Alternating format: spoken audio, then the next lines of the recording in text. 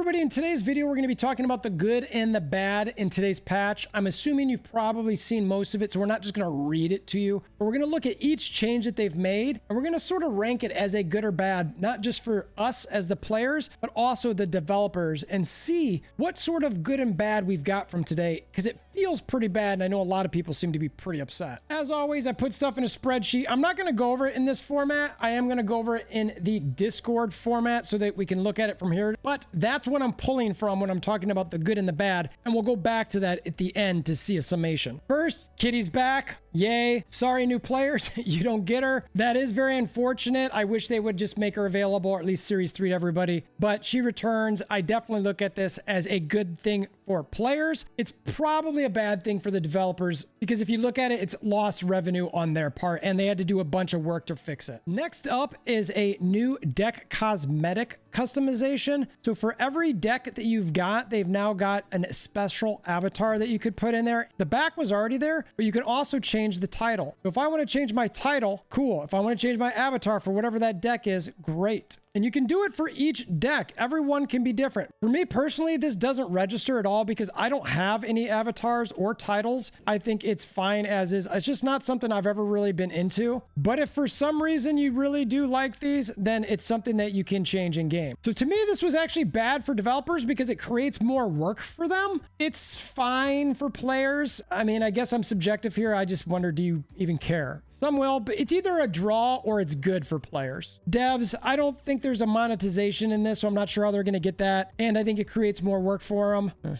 Next up were card drops for developers. This is draw, standard operating procedures. And this part of it, as far as the players go, this does not have to do with the change in the policy regarding these drops. So I'm always going to call drops a good thing. The change, we'll get to that in a bit. Next, they have a change to rank mode where to rank up has been decreased from 10 cubes to 7 cubes. I called this sort of a draw for the developers. I'm not sure why they do this yet. For players, I think it's sort of good. I was looking at the math of this earlier. It's basically the same, believe it or not, as far as net cubes to rank up to different levels, because they didn't just change it from 10 to 7 cubes. They also changed the reduced rank. So, you know, when you got to level 70, you jump to 75. Well, now once you hit 70, you go to 73. So technically it's 1 less cube to rank up. And from cubes to get from 70 to infinite, it's 3 less. The amount of games, I mean, that's something I started thinking about is, you know, an 8 cube game automatically ranks you up 1 versus before you wouldn't. Does that snapping into an 8 cube game, do you think about that more or less? Maybe you do, maybe you don't. Ultimately, I think this is a good thing for players because it's, like I said, it's a little bit easier. I think there's still more to come from this in the future, so we'll see. We're going to reserve our right to change our opinion on this later, but right now I seem to like it, and I think that players should too. One line on this that could easily be missed is now we get to hold the button to confirm our purchases. From a developer's perspective, I think this is good and bad. Good because you're creating goodwill with your players. Bad because you might not get accidental buys anymore, which you wouldn't refund. I think ultimately that's good for the players, and that's exactly what I say. You're not going to accidentally buy anything anymore. And frankly, I don't even want to call it bad for developers because you don't want to gain revenue from somebody who didn't intend to purchase something. So overall, I think it's solid. Another minor one was where they added Series 1 and 2 labeling to the cards in the game that are within those series. I think that's good for both developers and players, just so that people understand what is where. They had some audio and visual aspects that they adjusted. Not going to go through those, but always happy to see when they're doing them. Balance updates. Kitty. We already knew about this one where the card was changing. Instead of you drawing her back, she's now going to automatically come back. This is good for the developers because it's not going to bug the game anymore. Fingers crossed. And also good for players because it should allow you to actually play with Kitty. I've been playing with her a bit today. She's still awesome. Next up is a change to Crystal, which is definitely one that we need pretty dramatically. Previously, Crystal on reveal, if it was played at the middle location, it would shuffle your hand into your deck and draw 3 cards. It's basically like an Adelan, which is a location nobody likes. Now her new ability is, on reveal, each player draws a card. They go on to say that they want to be careful with any card that allows you to draw more cards in the game. And I get that, but ultimately on this, I still think they missed the mark. I've classified this as bad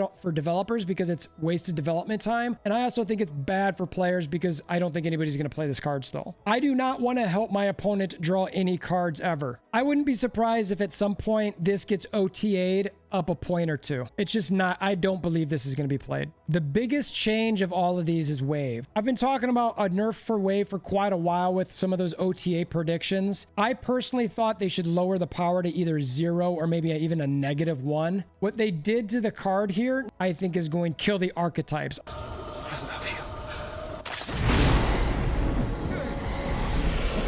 I think everybody's already saying this. If you've missed it, they changed the text so that you understand that all cards cost 4 until the end of next turn. But the big impact here is what they did behind the scenes. And this is the statement. Wave will now begin to apply after effects that reduce card costs. So again, wave will now begin to apply, it should say comma, after effects that reduce card cost. So anytime I read this as a Zabu, a Sarah, none of those matter anymore. Death, where you were killing stuff and it reduced the cards? No. All of those things do their thing, and then wave comes in and makes it all 4. All of it. So when wave gets played, you play 1 card for 4. That's it. Unless you've got enough energy to play 8 points worth of card. And they specifically say here, that means She-Hulk, Death, etc. will cost 4 while wave is in effect. The etc., in my opinion, is the Zabu, probably even the Beast Bouncing, the Sarah. All of these are going to be 4. They acknowledge this is going to kill some decks. Great. It is. And they talk here specifically that wave has been far too restrictive as far as cost reduction cards in the future, so that they have to adjust it now so that they can expand those designs. What this has essentially done is killed wave as an archetype. You are not going to see Death Wave, Doom Wave, any wave. Wave is a ramp card. Galactus to Sandman, to cards like that you want to get sooner on turn 4 or 5 for Galactus. That's it. I'm absolutely going to have to reflect this on my free Series 3 guide. I had wave as a top, gosh, I think it might have been top 2 or 3. I'm not even sure this is a purchasable card for free Series 3 selections at all anymore. I just think it's a really bad choice. As far as good and bad on this, developers and players, I have it as good and bad. It's good because wave needed a nerf, but it got the leader treatment. But I do think it's probably good for the overall health of the game and archetypes. It's really unfortunate anytime you see a card that's really at that top tier get pulled down so dramatically. We mentioned Death earlier. She gets adjusted from a 9 cost to an 8. I think that's a nice sweet spot. I still think they should consider upping the power of this to 13. I do not think they should ever lower it to 7 cost. I think it would probably be a little bit too easy to get. Overall, I think this is good for both the developers and players. They had a text update for White Queen. Copy the highest cost card in your opponent's hand into your hand. It used to say draw a copy of the highest cost card in your opponent's hand. This seems more like a QC update than anything else. They've got a whole bunch of bug fixes in here. I'm not going to go through each one of these. There's good stuff, a lot of visual effects. I think the one that jumped out at me, oddly enough, was She-Hulk's adjusted so that she's not covering the power. By the way, also please do that to Deadpool, specifically the pixel version. It does drive me nuts anytime that one of my characters is covering up either the cost or power of a card. Then they had a whole section on future changes coming to the game. Some of them are immediately happening, some of them are in the June patch. And this is probably where most of the controversy is going to come from these notes. As a player, there's going to be one item in here that I feel like they should have given more heads up on, and we'll get to that. They announced that Conquest is coming next month in June. I think that's a good thing for developers and probably a good thing for players.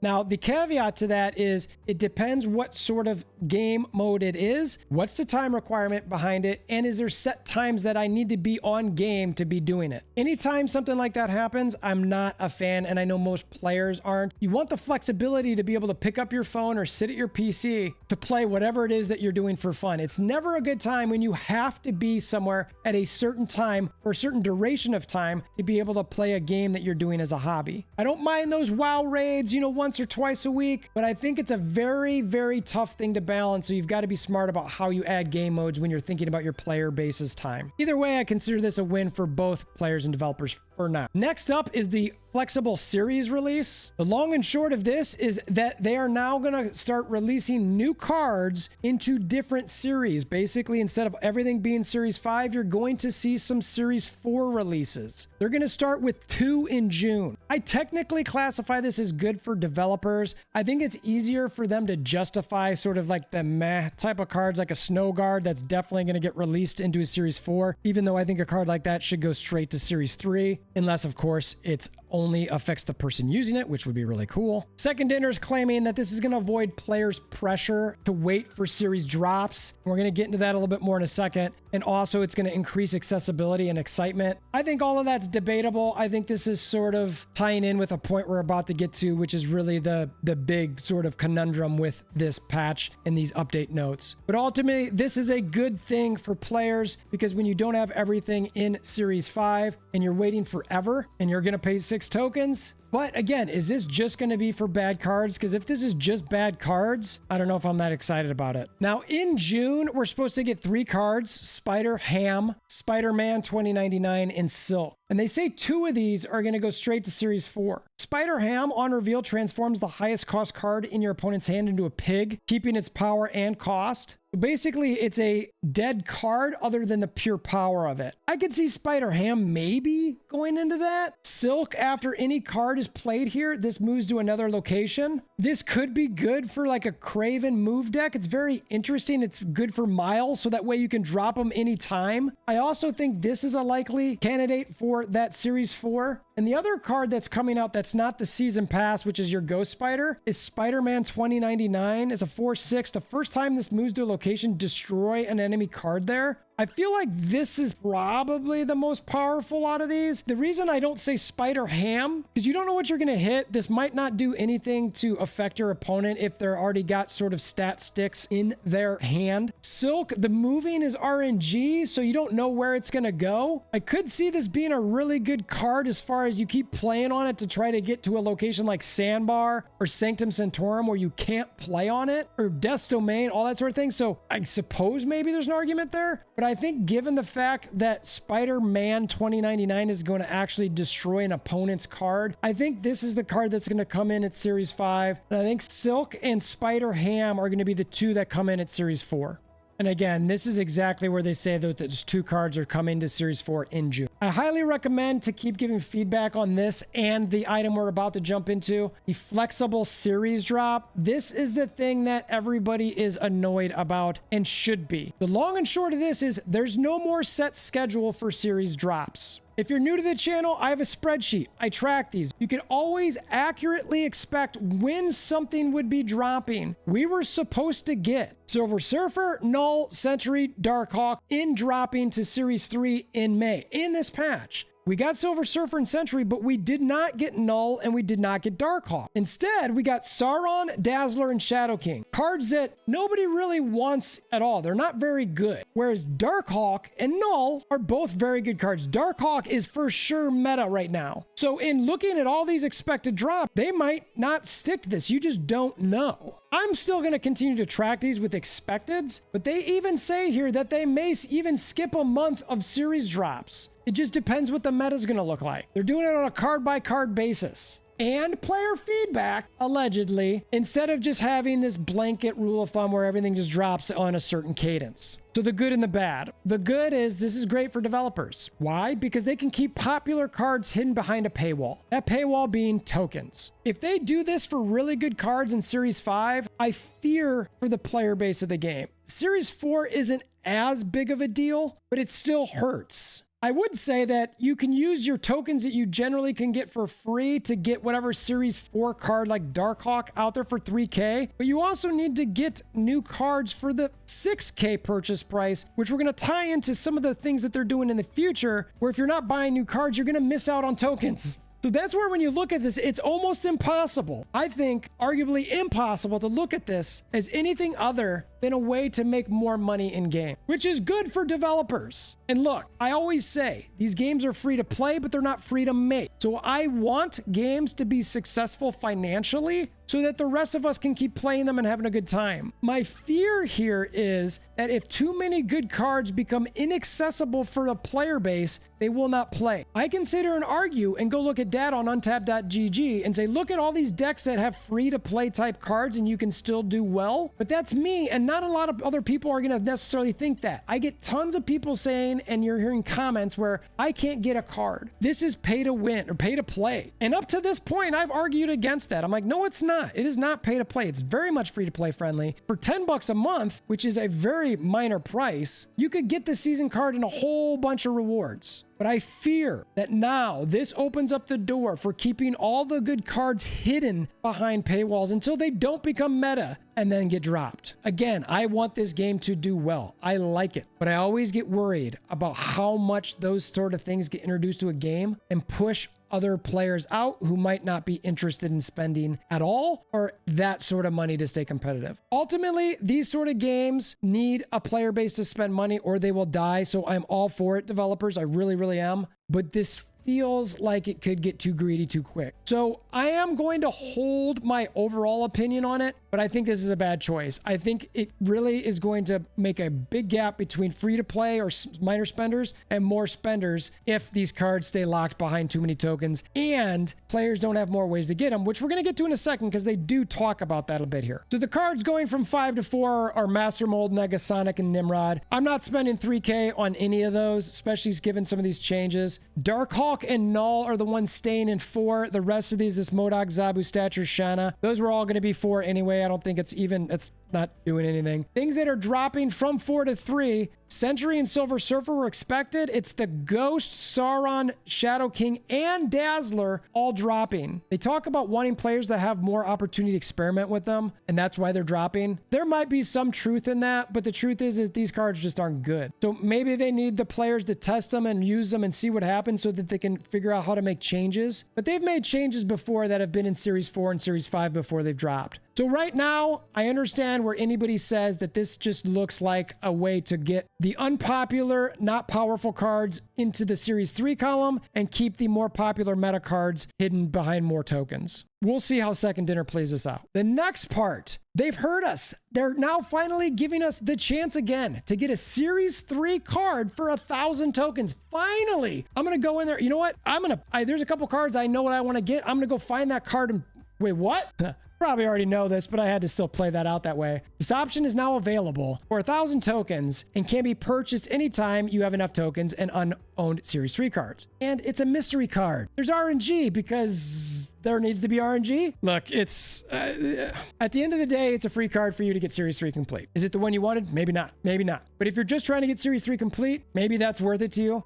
The blind picking, I don't love the 1,000 cost, but mainly because I knew it was 1,000 tokens before just to pick it. I just don't understand why they had to make this RNG. I really don't. It's good for the developers. RNG is always good for developers because that means there's an opportunity for a player to have to spend more tokens to get a card that they want. And it's also good for players because you have now the opportunity to quickly close the gap on that Series 3 completion. I just don't like the RNG and I don't think many players will either. But ultimately, it's a way to get Series 3 complete. So I still consider it good. More ways to earn tokens. Absolutely good, right? Maybe. They admit there are more ways to make improvements for player base to get tokens. And they talk about the next few patches introducing a couple more features that will reward more tokens to our players. So we'll see. Their goal is new features increasing the flow of tokens. Great. They want us to purchase more cards more frequently. Will we be able to? The first of these new features, so some of them we don't know about yet, but the first, weekend missions, which I think is a good thing, I think. The first one, win games to earn credits. Good for everybody. Absolutely. Players play more. Good for developers. Free stuff for players. Helps with progression. Thumbs up all around. Win games with season pass card to earn gold. Okay. More players are going to probably want to buy the season pass card, so that's more revenue for the company, which I think is good. And it's good for players because the season pass card is affordable. And this is a good way to make more gold. And look, if you're free to play, I'm sorry. I get you want to stay free to play, and sometimes people don't have money to spend at all. But ultimately, like I will always say, it's free to play. It's not free to make. $10 a month is a reasonable, in my opinion, budget for a